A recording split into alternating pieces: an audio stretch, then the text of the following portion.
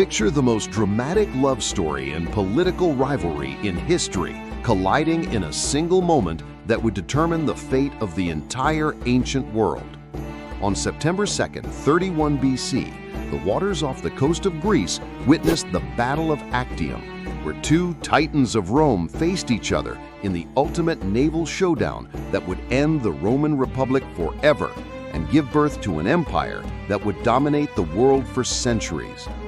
This wasn't just another battle between Roman armies. This was the climactic confrontation between Octavian, the brilliant and calculating adoptive son of Julius Caesar, and Mark Antony, Caesar's charismatic general, whose passionate affair with Cleopatra, the legendary queen of Egypt, had scandalously divided the Roman world and set the stage for this epic final confrontation.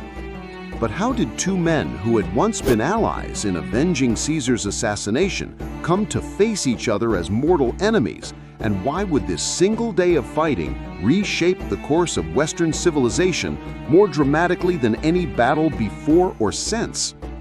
The story begins 13 years earlier with the brutal assassination of Julius Caesar in 44 BC, which plunged Rome into chaos and civil war as various factions fought for control of Caesar's legacy and the future direction of the Roman Republic.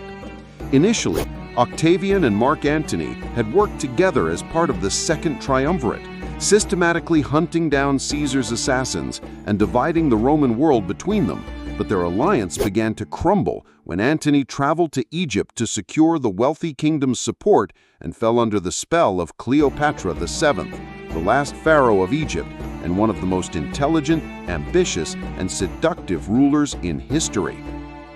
What started as a political alliance between Antony and Cleopatra quickly became a passionate love affair that produced 3 children and created a powerful Eastern faction that combined Roman military might with Egyptian wealth and resources, threatening to shift the balance of power away from Rome itself and toward Alexandria. Octavian, who had remained in Rome building his political base and portraying himself as the defender of traditional Roman values, skillfully used propaganda to paint Antony as a traitor who had abandoned his Roman identity for foreign luxury and Egyptian decadence, claiming that Antony and Cleopatra planned to move the capital of the Roman world from Rome to Alexandria and establish a new dynasty that would rule both East and West.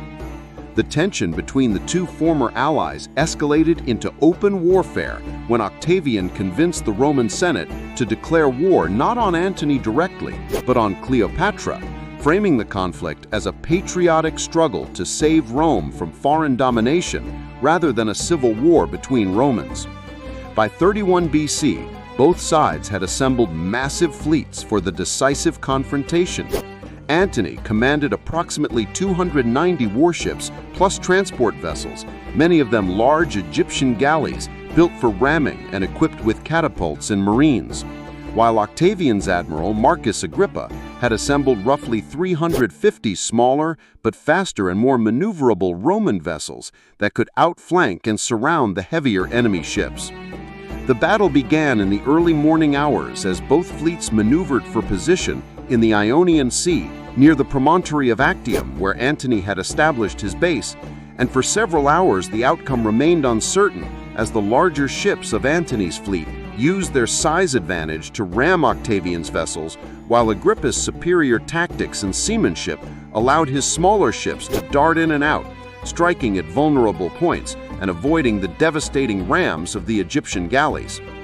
The turning point came when Cleopatra, commanding the Egyptian squadron in the rear of Antony's formation, suddenly raised her purple sails and fled from the battle with her treasure ships, possibly as part of a pre-arranged plan to preserve the royal fleet and treasury, or perhaps because she realized the battle was lost and chose to save what she could rather than fight to the death.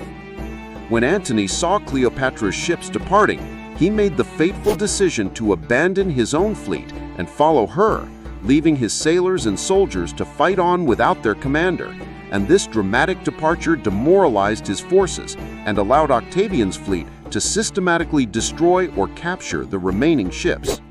The aftermath of Actium was swift and decisive. With their fleet destroyed and their leaders fled, Antony's land forces quickly surrendered to Octavian, giving him control of the entire eastern Mediterranean, while Antony and Cleopatra's retreat to Egypt only delayed the inevitable for 1 year before Octavian's forces reached Alexandria, and both lovers chose suicide rather than face capture and humiliation in Rome.